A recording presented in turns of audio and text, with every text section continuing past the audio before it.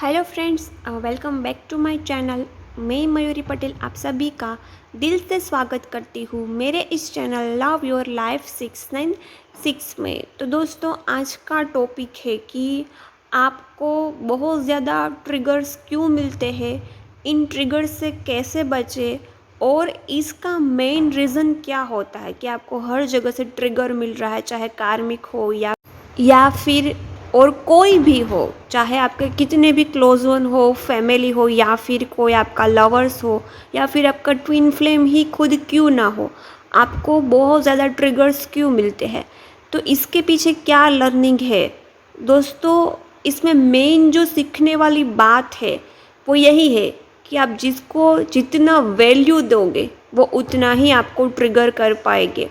ये बात 100% सत्य है। इसको ज़रा शांत दिमाग से सोचिए और अपनी लाइफ को एनालिसिस कीजिए।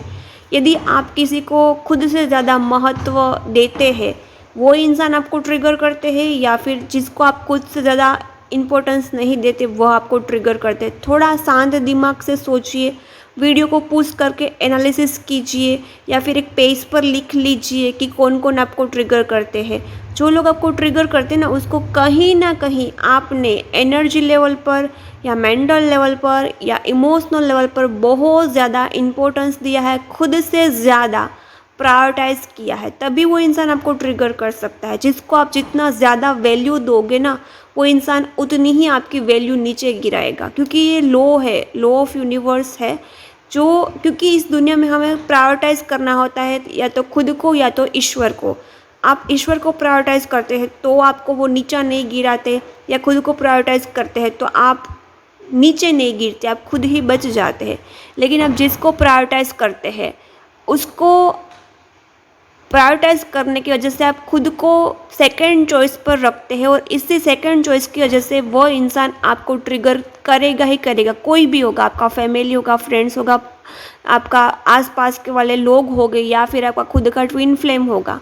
तो कहीं ना कहीं आपने ही एनर्जी लेवल पर उसको ये दौर दी है, ये रिस्पॉन्सिबिलिटी दी है, या फिर यह अलाउ किया है कि वो आपको ट्रिगर करे।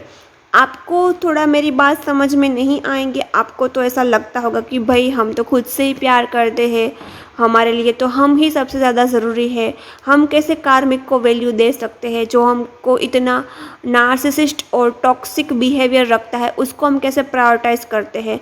तो इसको मैं थोड़ा डीप में आपको एक्सप्लेन करती हूँ, रुकिए रुकिए। आप हर बार, हर दिन, पूरा दिन किसके बारे में ज़्यादा सोचते हैं, खुद के बारे में या फिर उस पर्सन के बारे में जो आपको ट्रिगर दे रहा है, आपको ट्रिगर मार रहा है, उसके बारे में ज़्यादा सोचते हैं। तो कहीं ना कहीं आप उसको एनर्जी तो दे रहे हैं, चाहे नेगेटिव वे में या पॉजिटिव वे में। और मैं तो आपको यही बोलती हूँ कि यदि आप किसी को नेगेटिव वे में वैल्यू देते हो, उसके बारे में नेगेटिव बातें सोचते हैं, तो उसमें मेंटल एनर्जी सबसे ज़्यादा खर्च होती है। किसी के बारे में नेगेटिव गपशप करने में या जजमेंट में, नेगेटिव जजमेंट में जितनी मेंटल एनर्जी चाहिए उतनी पॉजिटिव बातों में मेंटल एनर्जी नहीं चाहिए। तो आप थोड़ा बारीकी से अपने माइंड को, अपने विचार को, अपने पूरे दिन को ऑब्जर्व कीजिए कि क्या आप पूरे दिन खुद के बारे में सोचते हैं, खुद की सक्सेस के बारे में, या खुद को क्या चाहिए, खुद को क्या देना है, खुद का काम कैसे निपटाना है।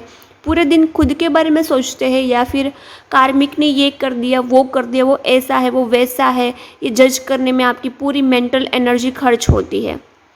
देखिए दोस्तों, किसी को वैल्यू देना यानी अपनी एनर्जी और अपना टाइम देना, चाहे आप किसी भी वे में दे रहे हैं, पॉजिटिव वे में दे रहे हैं, नेगेटिव वे में दे रहे हैं, कंप्लेन कर रहे हैं, अप्रिशिएट कर रहे हैं, किसी भी वे में कर रहे हैं, आप अपना कीमती, सबसे ज़्यादा कीमती वक्त है वो उनके बारे में सोचने में जो आपको ट्रिगर करता है, उनके बारे में सोचने में आप अपना टाइम बर्बाद कर रहे हैं। तो आपने अपने टाइम को वैल्यू नहीं दी, खुद को वैल्यू नहीं दी, खुद के आज के जो प्रीशियस दिन आपको मिला है उसको वैल्यू नहीं दी। कहीं ना कहीं आपने उसकी नेगेटिव बिहेवियर को या उसकी नेगेटिव टॉक को आपने वैल्यू दे दी है।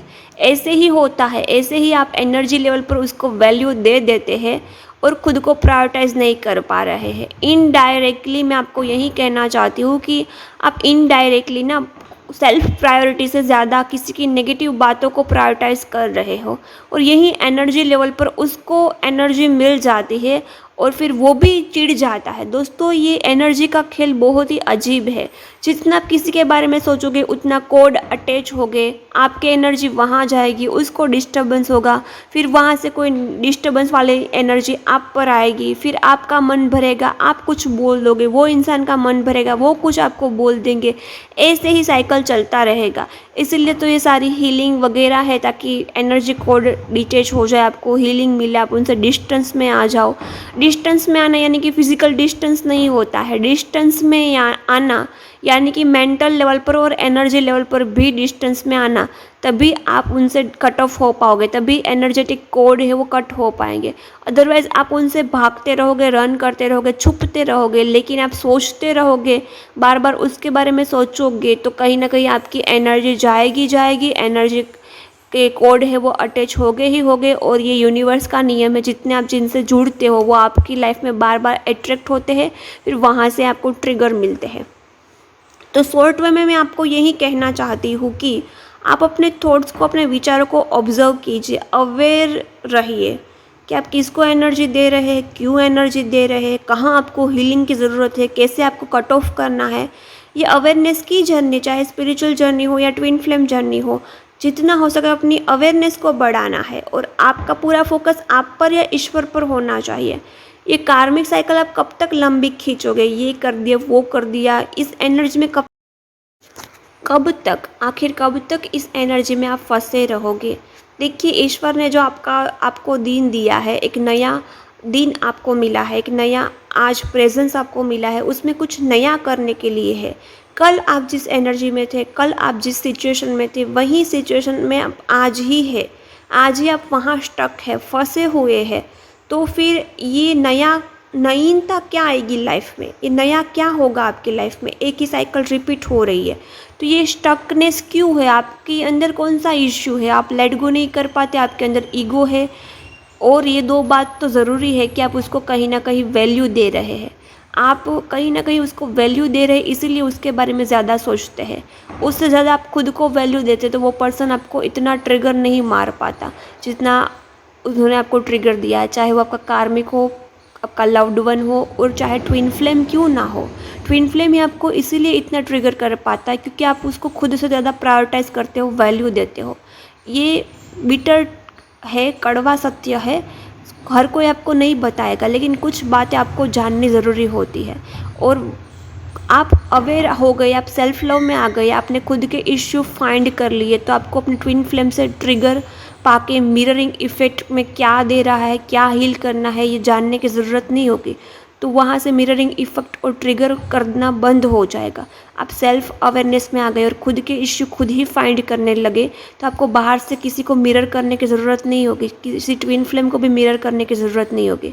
इस बात को थोड़ा ध्यान से नोटिस करना, अपनी लाइफ में इसको उतारना। ओके, ये वीडियो कैसा लगा कमेंट ज़रूर करना, चैनल को सब्सक्राइब कर लेना। हम मिलते हैं नेक्स्ट वीडियो में। Take care.